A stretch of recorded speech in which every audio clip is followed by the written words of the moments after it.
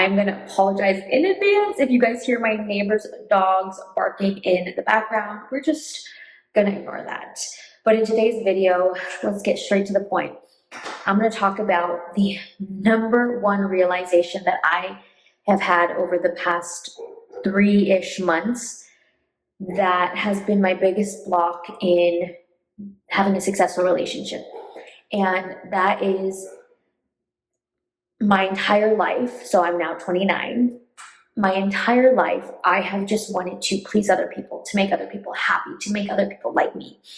And how that manifests in a relationship is I will suppress my opinions, I will not show up authentically and vulnerably as who I really am. I will mold myself and my opinions and how I show up, how I dress to please my partner. Whatever my partner likes, wants me to act like, be like, I will do that. And what I have learned is that just never works long term, as I'm sure you can already guess. And that was my biggest issue in my last relationship that I was in for almost 5 years.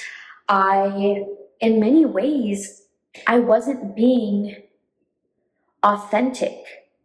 I was trying to keep the peace, keep the harmony. I wouldn't voice when I was upset with something. I wouldn't voice what I didn't like because I didn't want to rock the boat. And that is what kept me stuck for so long, is I just didn't communicate because I was scared to lose my partner. And the foundation of any healthy relationship really is, I always thought this was cheesy, but now I understand why people say this. It really is self-love, because when you love yourself so much and you are so comfortable being alone, you no longer fear losing a partner that's not right for you. And the reason why I was able to leave my last relationship was because I finally started working on my self-love and my self-acceptance, and that finally gave me the courage to leave a relationship that was not right for me. The only reason I held on for so long was because I was so scared of losing this partner who made me feel loved, who made me feel positive and supported, which is amazing. But there were so many qualities that we didn't mesh together. That didn't mesh together with us. There were so many things in our relationship that I knew long term, this is not what I want. It was neither, a good or bad trait. It was just, I just didn't want certain things in a relationship, but I knew that I was staying comfortable and stuck because I was scared to lose a person who actually loved and supported me. And it wasn't until I learned how to love and support myself that I realized I don't need the love and support from this other person. Of course they are great, and I'm so appreciative of everything that he did, but why am I going to stay in a relationship that I know in my heart of hearts is not right for me long term? And it wasn't until I really learned how to validate myself and love myself and accept myself and encourage myself, no matter what, that I was able to no longer need that same external validation from my partner.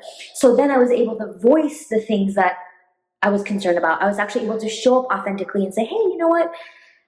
I don't love these things. Is this something we can work on or no, right?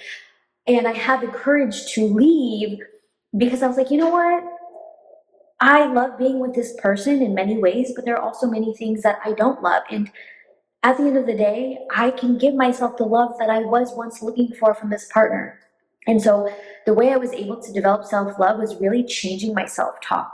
I did not realize how toxic my self-talk was for my entire life. If I didn't do a good job at, I don't know, a task or whatever it may be, I would be so hard on myself, right? And then my partner would say, no, you're doing a great job. You've got this.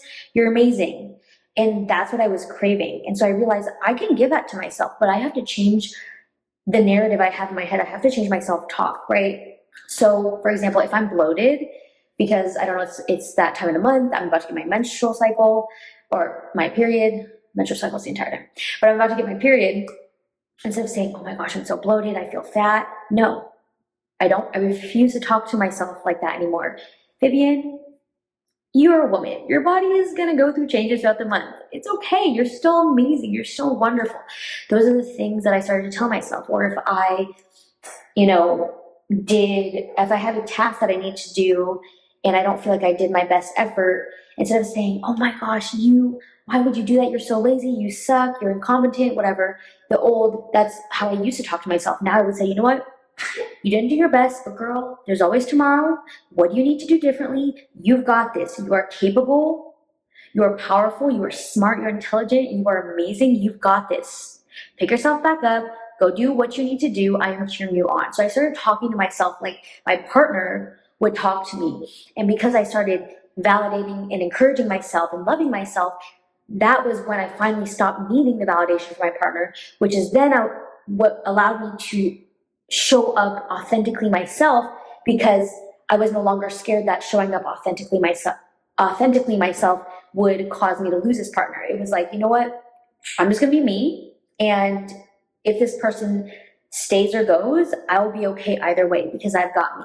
And that was a foundation that I have had to rebuild over the last several months that has now allowed me to show up so powerfully and authentically and wonderfully, not just in dating, but in all of my relationships. My parents, oh my God, my relationship with my parents has been amazing because you know what? I just show up as me and you can take me or leave me. Of course they take me because they love me, but you can take me or leave me. It is what it is.